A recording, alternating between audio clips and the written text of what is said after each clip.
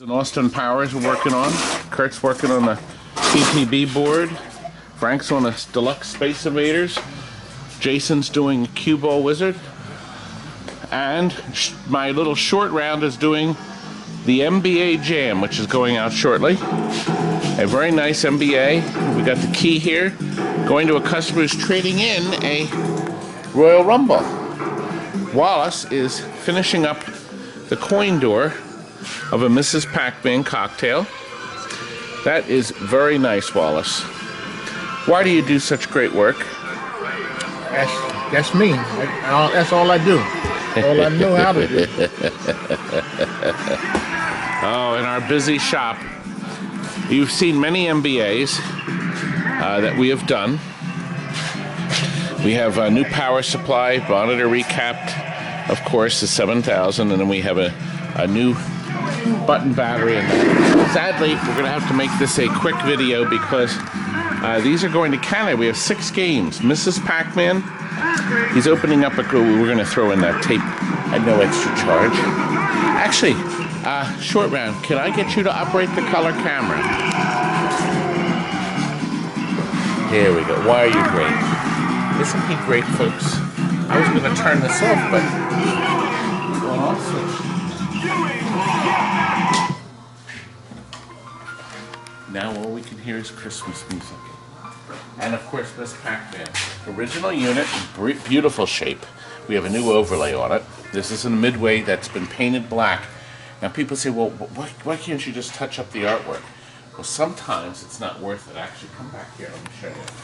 This is a good case of sometimes it's not worth it. Stephen can't help this one out. Stevie, happy. And you notice we've actually marked it black. This is going to be a black one too.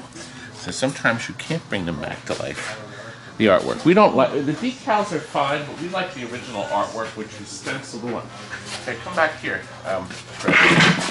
Oops, the place is so packed here. Capacitors on the logic board. We changed 5 capacitors. By the way, Bob Roberts does sell that kit. Fuse block on the bottom, you have to change the 4 fuses and new fuses. If it doesn't make good contact, the game gets flaky. Get a wave in the screen. Geo 7 television's been rebuilt. We put yellow T-molding on this. The fellow who's driving down from Canada to get the machines, he's getting 6 games. He's going to open up a small classics arcade. He's starting with 6 games. And this is a great start. Oh, let me turn that up. We have a new grommet. Let me turn the volume up just a hair. That actually needs a squirt. Let me give that a squirt. Did you hear that fuss in the volume pot? Just buy a little squirt in that pot. The fuzziness is gone. We love this stuff. Contact cleaner. This specific stuff we use, it dries quick and it doesn't leave any residue or oil.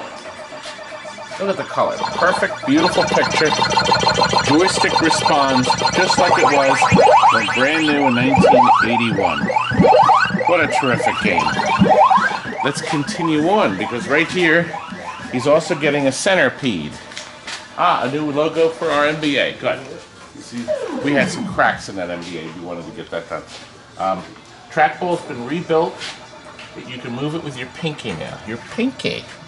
Look at that gorgeous picture. Monitors all been rebuilt. New flyback, new capacitors, new reserves. That's a Geo 7 also. Inside, there's a test switch. It's either here or it's right here. See the word test? It's not using that switch. The wires aren't connected. When you flip the switch over, you get this screen up here. This is one of the last things we do. Notice the game is set for easy. And since the last time it was zeroed out, it had 6,124 plays. No, it wasn't us. And the average game time was almost 3 minutes. But to erase that, all you have to do is push the fire button and hold the start buttons down like that. And 4FF appears in the top. See that? Now, I don't know what the 4 and the FF stand for, but I do know that means it's erased. Officially erased. Anyway, this test screen is pretty useless for mostly things. If you just move your stuff around here, Even though our plays are still there, watch, when I turn it off, I'm back to the factory highs. When I turn it back on, the 4FF is still there. There's nothing new recorded, but notice the plays are gone. It is now back to factory. Here, come back here. Down here, we have a new fuse block on the bottom with 5 new fuses, a new capacitor, and the amplifier and power supply board is rebuilt with all new capacitors, courtesy of you-know-who. Bob Roberts. That's right. Look, Tetris, another game for the Classics Arcade. This is in a former, probably an elevator action or jungle hunt cabinet.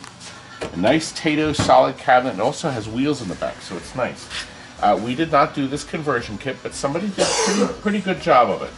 Beautiful, gorgeous, sharp picture. Look at that beautiful picture.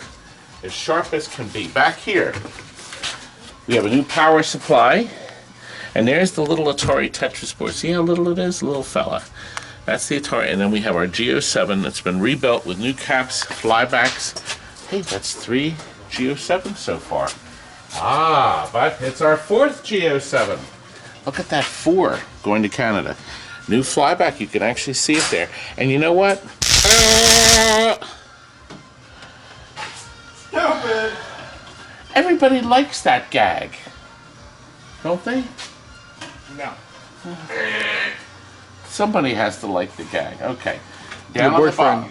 Down on the bottom. New capacitor, new fuse block, power supply rebuilt. Notice that the Dig Dug does not use the back part of the power supply. It just uses the front part with the amplifiers, 5 and 12 volts. And there's that wonderful logic board that runs and runs and runs.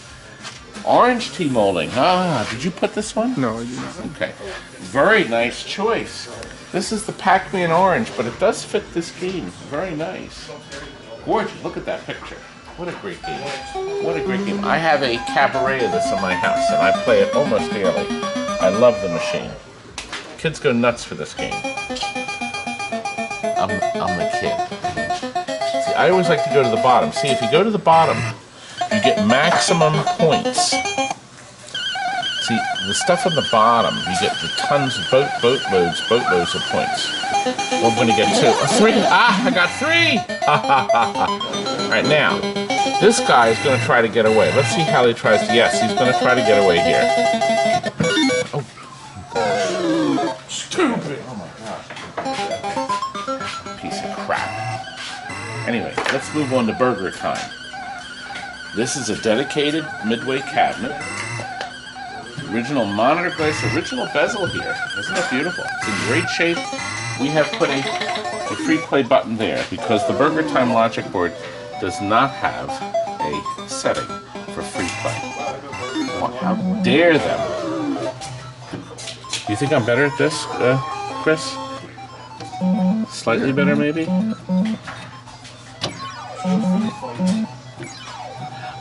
You know, Food Fight has a lot of... It's a guilty pleasure. And I see that ice cream cone.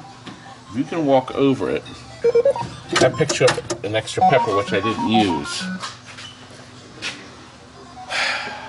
Okay, let's go to the back. I see we're still working with Space Invaders, so we're going to come back to that in a second. Look, down here, we actually don't use anything on the bottom transformer except the transformer that powers this, but the rest of that is not used. We took out that wretched power supply that used to be back here on the wall. My God, gosh, it was an awful power supply.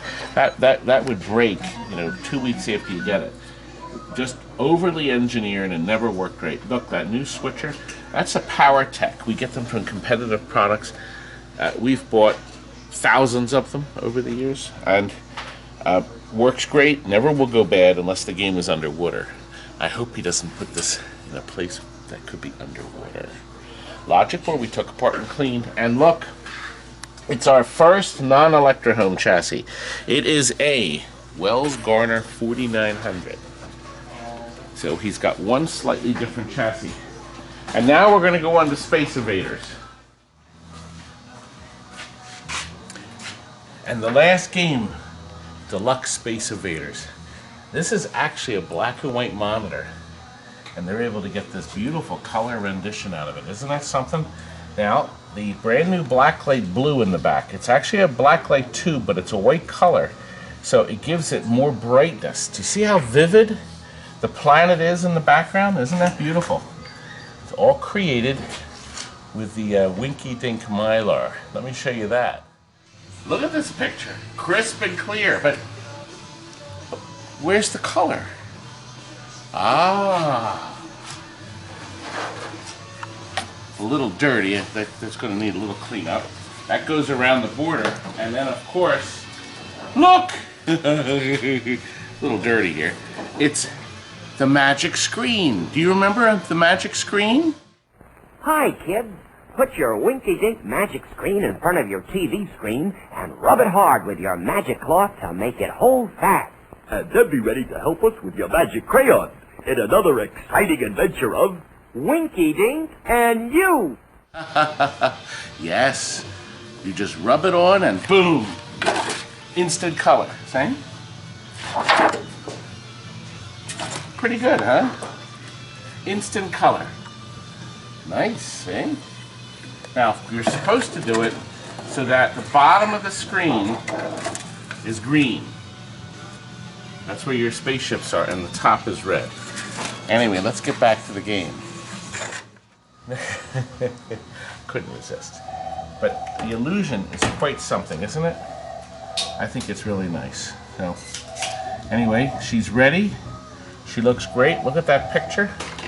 And I think our customer's going to be very good. And they are waiting to load. Look, come on out here. We've already got the truck loaded. You boys are on your way back to Toronto, right? Yeah, Niagara. Niagara. Whew, Jonathan. Niagara Falls. Slowly I turned and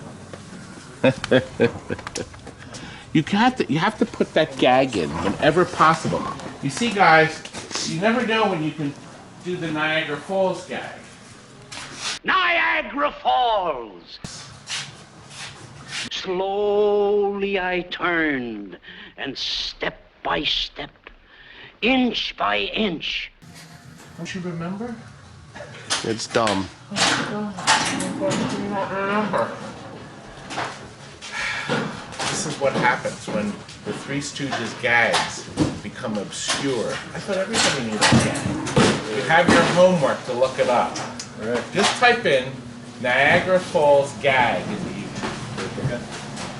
Well, boys, get this wrapped up and get this out of here. I need the money. And we'll see you later for more videos. Good night. Now get out!